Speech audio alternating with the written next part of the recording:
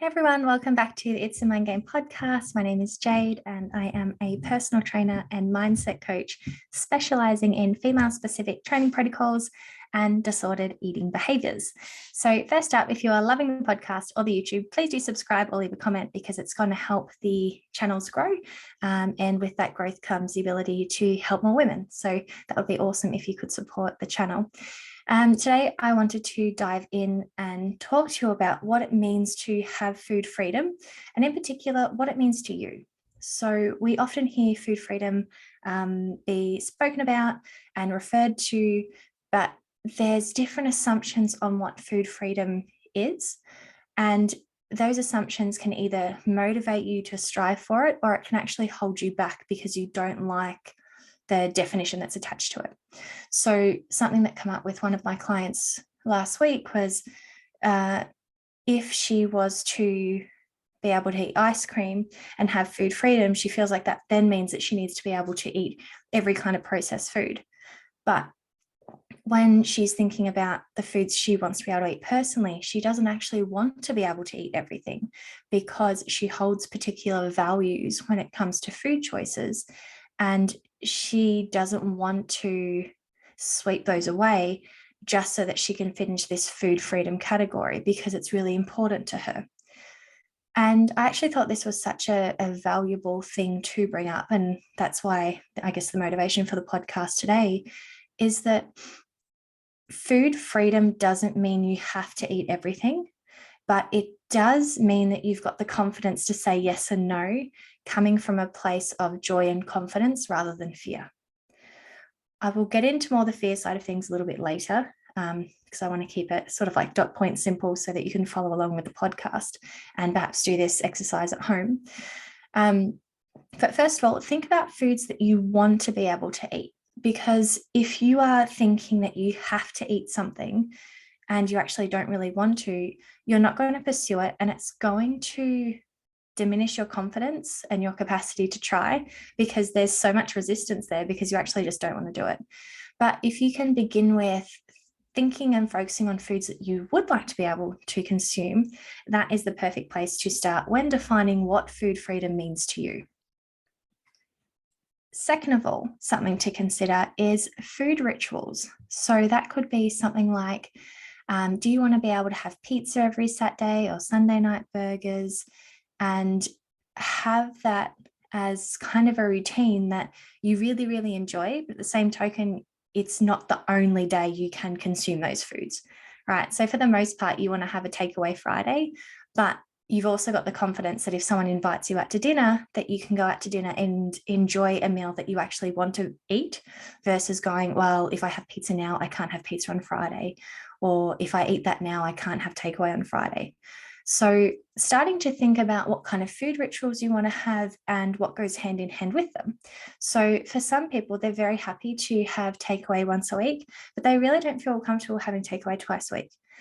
But sometimes when we're thinking about this food freedom element, we can get this perception that, well, we have to be comfortable with eating takeaway 7 nights a week. Otherwise, clearly we've got an eating disorder. And there's two worlds of it because it really depends on where those emotions are coming from, right? So if you can't stand the idea of having takeaway more than 1 or 2 nights a week or at all because it's coming from a place of fear, absolutely, the relationship there needs some TLC or some effort. But if you don't want to eat takeaway 7 nights a week purely because you actually really enjoy home cooked meals, you like to use particular ingredients that you find restaurants don't have, maybe you've got a intolerance to certain ingredients, so you feel a bit limited with the kind of restaurants you can go for. There's actually a lot of legitimate, sincere, good reasons why you might not like the idea of particular food rituals. And it's okay to have a think about those and be at peace with them, rather than thinking we always have to prove that we don't have an eating disorder or disordered eating behaviors. It can come up with when I'm on holiday, I can just eat out all the time and it feels okay. Then I come home and I can't do the same thing. And it's an interesting thing because often, whether you've had disordered eating behaviors or not, it's quite a known thing that when you're on holiday, you kind of tap out of these normal behaviors because you just want to enjoy everything a holiday has to offer. But I've had plenty of conversations with ladies who come back from holiday and feel like they've gone 10 steps backwards because now that they're home, they don't feel like they can or desire to eat out all the time. And it's, again, important to observe the emotions that it's coming from. So when you're on holiday, you might want to be trying out all these restaurants because you're with a different group of people. Perhaps you don't have a kitchen in your accommodation. You want to go sightseeing, and eating on the go is a lot more convenient than going back to your apartment all the time. But when you come home, perhaps you really enjoy, once again, those home cooked meals. Perhaps you like to prepare and cook meals because it feels quite therapeutic to you. So it's important to get in touch with food rituals, what you desire, and the emotions that are attached to them. Third point is, do you want to be able to say both yes and no? All right. Is that important to you with food freedom? So it can sometimes feel like we always need to say yes when we are trying to heal our relationship with food. And often there's a very good intention behind that, right? Because we want to challenge ourselves, we want to break the rules, we want to release ourselves from the shackles of our behaviors. And just a quick yes can be really helpful with that. Yes, I'm going to have the pizza. Yes, I'm going to have an extra portion of chicken. Yes, give me some rice. Yes, I'll taste the cookie. That slingshot yes can really help catapult our success, and it can be really positive. Once we've made quite a few leaps and bounds with these behaviors, we can often get to a position where we go, you know what, I'm really good at saying yes now. I'm not afraid of hardly anything anymore, and I'm feeling really confident about food.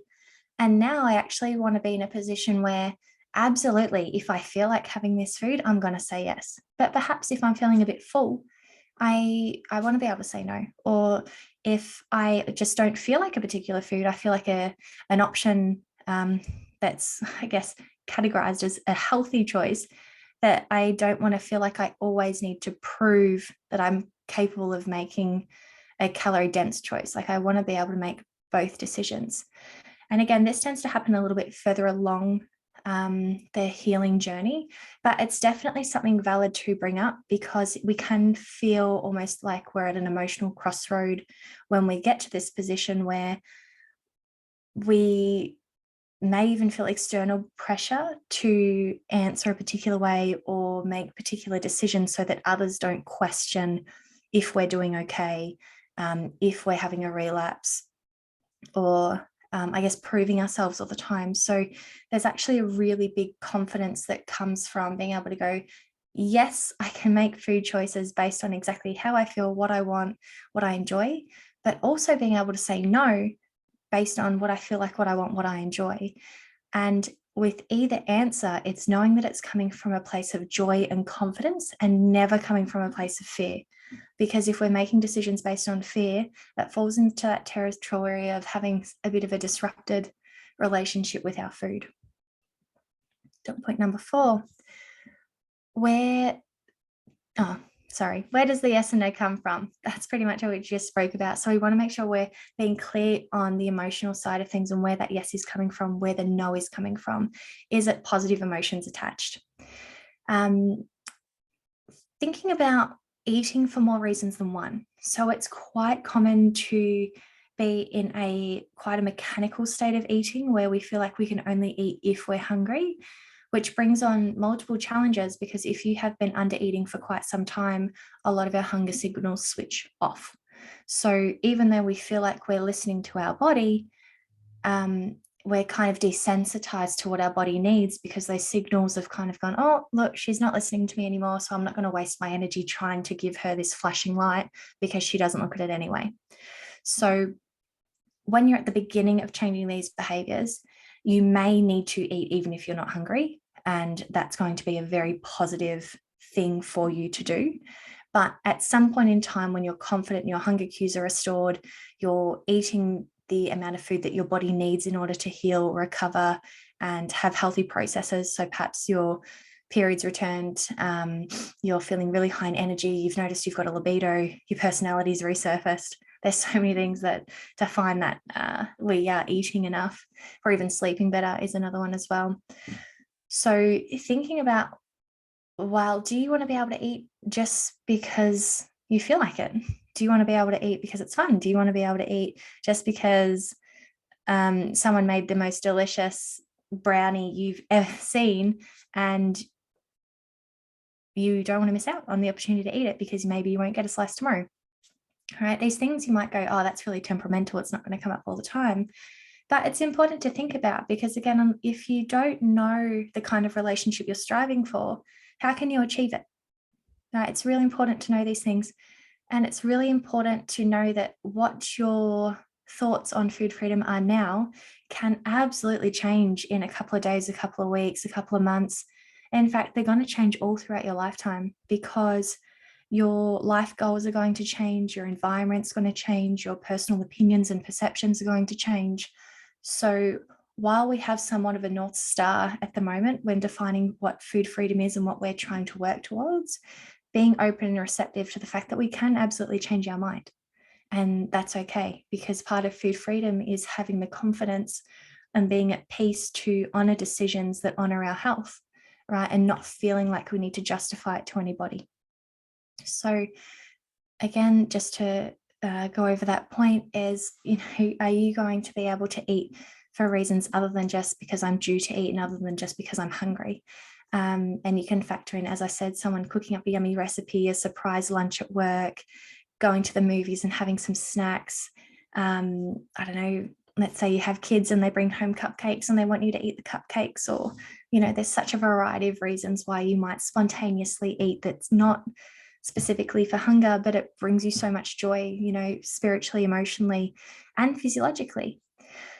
Final point second last point, to consider is, what emotions do you want to feel while you're eating? So depending on where you're at with your relationship with food, you might completely tap out when you eat. Like you might go into no man's land. So you're mechanically putting your fork or your spoon in your tub and you're eating, but your old brain has just gone somewhere else. And all of a sudden you're looking at the tub going, oh my goodness, my lunch is gone and I didn't even taste it, right? There's no emotions attached. There's no experience attached. You've just disappeared. So you might decide that moving forward, when you're eating, you want to be really present while you eat. You want to be in a place of calm, because that's always going to help our digestion. And that tends to be something that we all strive for, is having a good digestive system and enjoying that experience of eating, and not feeling sort of like a heavy tummy or getting heartburn or reflux, all those sorts of things after we've eaten. So you might go, you know what, I really want to practice being calm while I eat.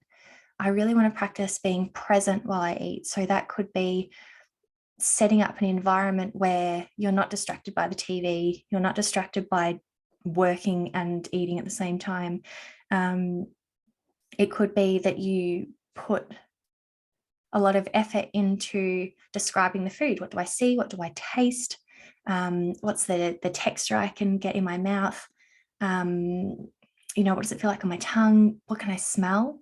Bring in all of the senses so that you can really enjoy an eating experience. And if you can pay attention to all of these senses, you are absolutely going to be present with this process.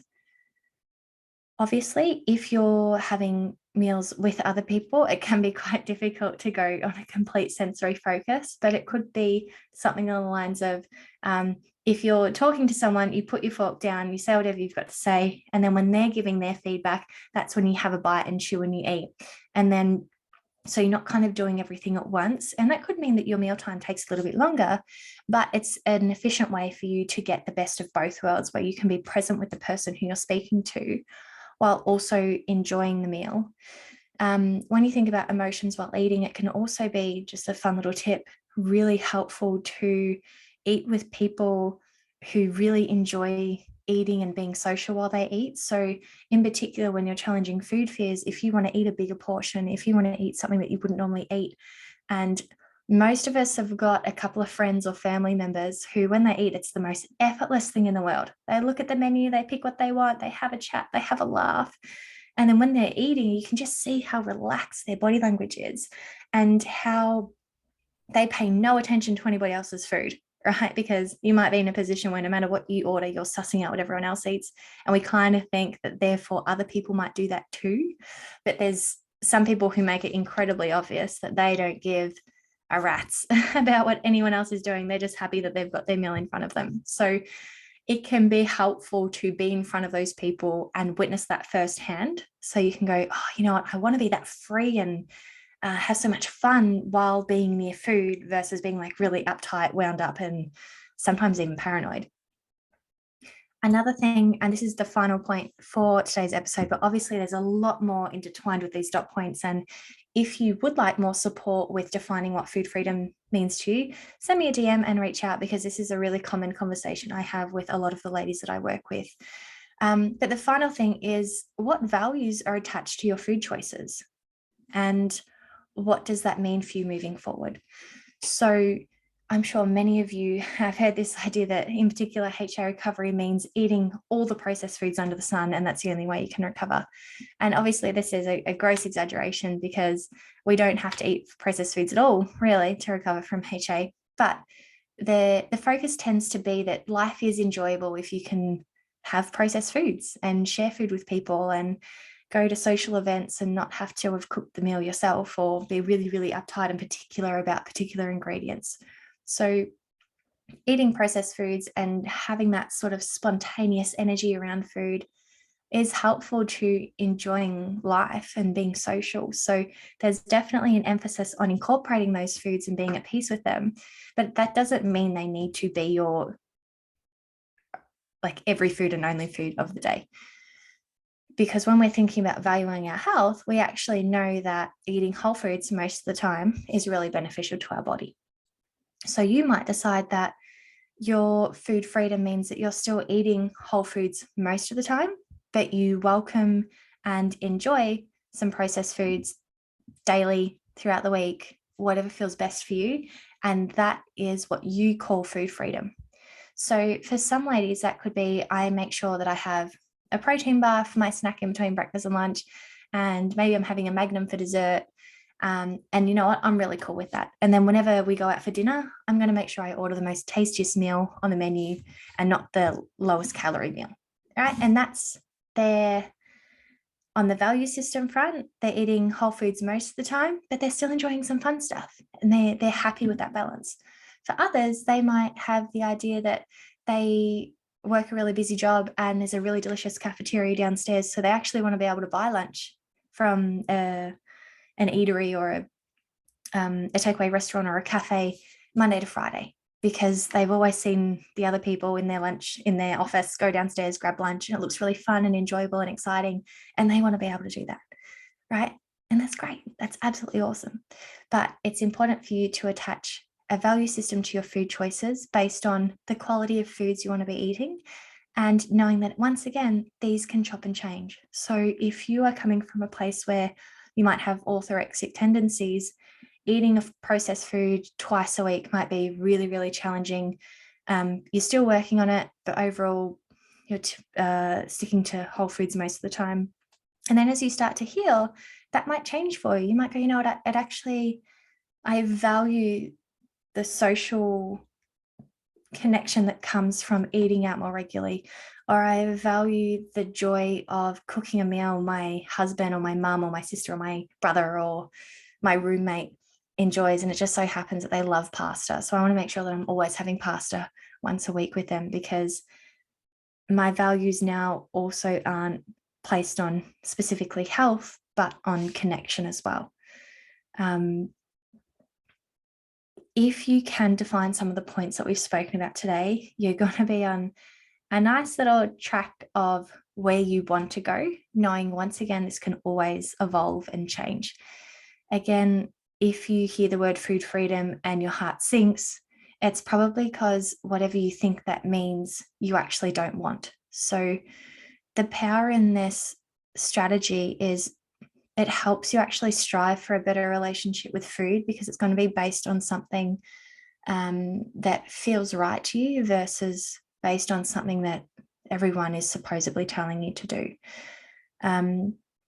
Overall, when it comes to food freedom, we just want to find a place where you are confident around food, you enjoy consuming food. They're really easy, snappy yes or no's, like quick yes, quick no, no emotion. Like it's not someone asks you, do you want this? And then you go down this whole whirlwind of what did I eat yesterday? What am I eating today? Have I trained? Have I not trained? What's it going to be? My fitness pal? and that one question leads to 15 other questions. But instead, someone asking you a question and you just knowing what the best choice is for you, that's not attached to a fear or a rule, but instead attached to what is best for you in that moment. Food freedom still means honoring exactly what your body needs in order to be healthy, right? So if you have a missing period, or if you have health conditions that are attached to under eating, then it's really important to reconsider what food and freedom means to you, because you want it to partner well with health, because they really do complement each other. And that can also be said for overeating or binge eating. It's not food freedom if you feel out of control, and it's not food freedom if it's having a negative effect on your health. So we want to make sure that you're intertwining everything together so you feel empowered, happy, joyful, and food becomes something you look forward to versus something that you dread. I hope you found today's podcast helpful. By all means, send me a DM on Instagram if you have defined what food freedom means to you. I would absolutely love to hear from you, or you can comment below if you're listening on YouTube. That'd be really great. Bye for now. I hope you've enjoyed the episode, and I look forward to seeing you on the next one.